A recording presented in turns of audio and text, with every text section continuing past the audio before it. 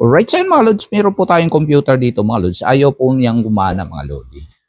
So yan, pakita ko po yung likod niya mga lods. Ganito po yung likod niya. Ito yung sa mouse, power supply po.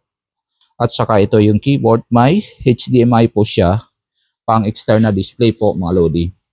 Yan, ito po yung built-in na CPU po mga lods. Okay, CPU niya nasa loob na po mga lods. Okay, ngayon naka-plug na po yung ating power supply mga lods. Okay, power na sa ilalim. Pindutin ko lang yung power. Ayaw po talaga mga lods. You know. So yan. As in totally na patay po talaga siya mga lods. So yan gagawin po natin mga lods. Tanggalin po natin yung mga nakakonect sa kanya. Tanggalin po natin yung power supply mga lods. At check muna natin yung kanyang adapter mga lodi. Yan.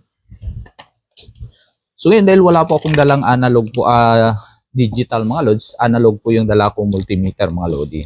So i-set ko lang po sa 50 volts DC mga lods.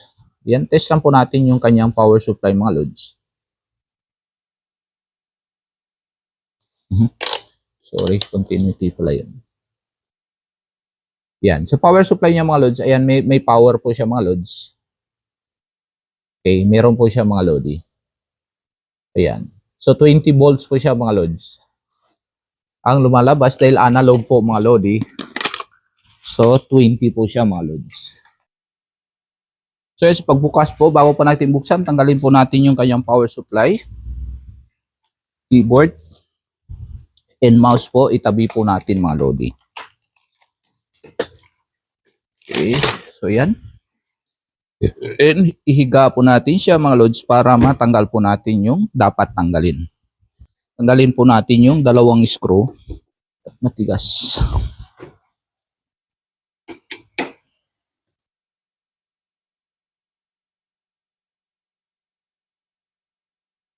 Yan, medyo may katigasan po talaga mga lods.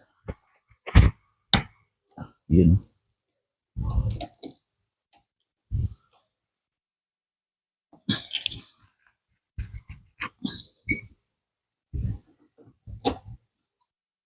Yan, so itabi muna natin ito mga lods.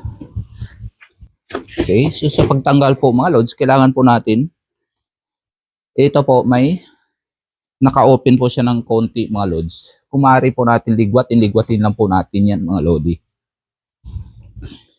Okay. You know.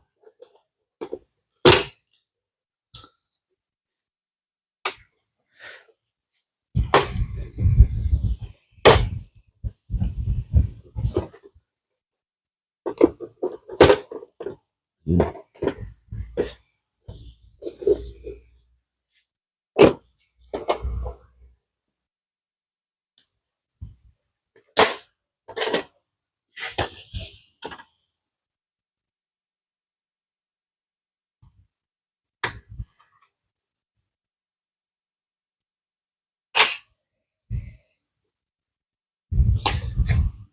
Yan. Okay, so ngayon mga lods, kailangan po natin tanggalin tong ano niya. Okay, itong cooling pan niya mga lods. Ayan. Ito po yung cooling pan niya. So yan, malikabog po. Ayan, ito po, malikabog din po mga lods. So kailangan po natin bugahan ng hangin mga lods. Ayan po, yung hangin po galing sa compressor. Siguraduhin lang po yung compressor natin wala pong tubig mga lods. Okay.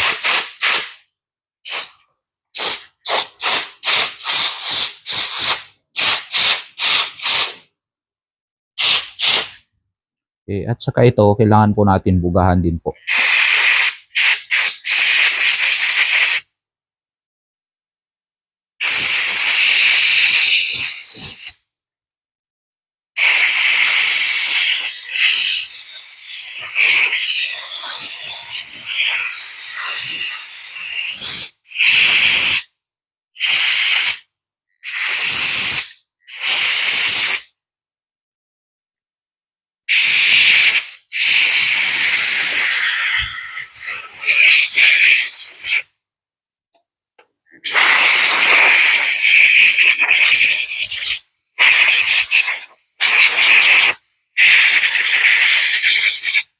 Yan mga lods, so malinis na po yung kanyang cooling pan mga lodi. Okay. So yan, ibalik na po natin yung kanyang cooling fan mga lods.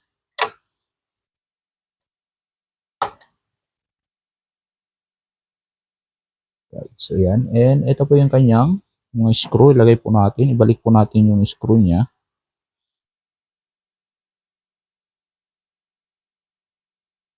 Dito po sa cooling fan niya mga lodi, tatlong screw lang po ito mga lods.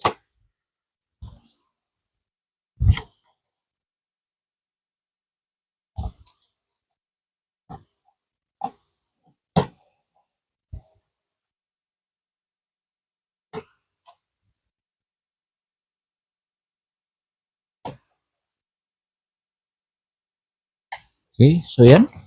Mahigpit na po at ibalik na po natin yung connection ng cooling fan niya mga lods.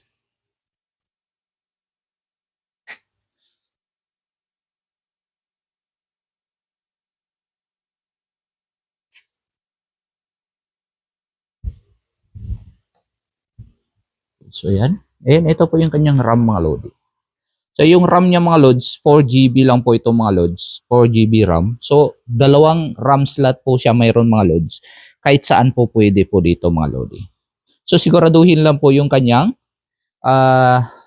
mark mga lods.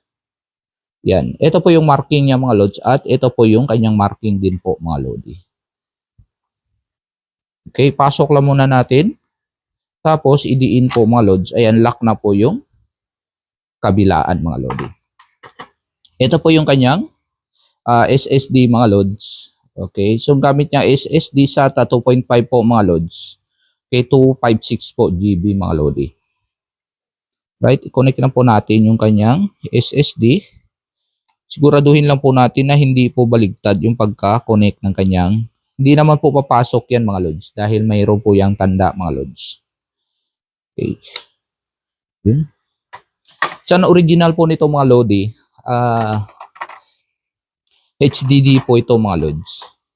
Tapos, kinonvert ko na lang po sa SSD. Kaya, yung SSD niya, nakalagay lang po dyan na wala po siyang holder mga lods. So, okay lang po yan. Pag SSD po kasi mga lods, okay lang kahit wala po siyang holder. Yan. So yan, siguraduhin lang lahat nakakonect yung mga wire niya, battery, okay na siya. Okay. And ibalik na po natin mga lods.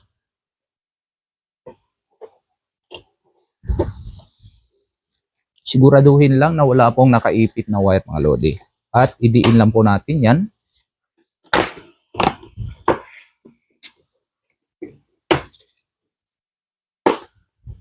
Yun. So yun mga lods, so kailangan na po natin ilagay yung kanyang paa mga lodi. Baliktad. Yun, no? And ito yung dalawang screw niya sa baba. Umpitan lang po natin.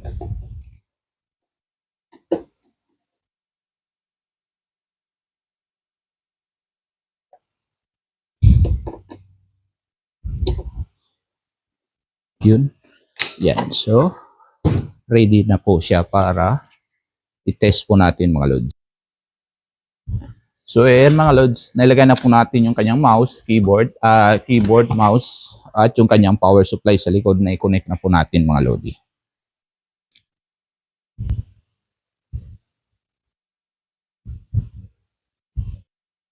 Yun, no? So, yan. So, yan, on na po siya mga lods. Okay? So, yun lang, ganun lang gagawin po natin mga lods. Ayaw po mag-on yung ating computer mga lods. Pag isang RAM, kailangan po natin ilipat ng RAM slot po mga lods. O kaya, pag dalawang RAM, tanggalin po natin yung isang RAM mga lodi.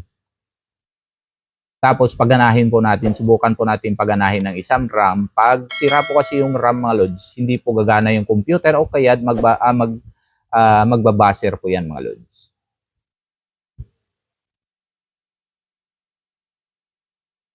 So yan, yun lang mga lods, hanggang sa muli po. Maraming salamat. Stay safe, stay creative, and God bless you all. Bye-bye.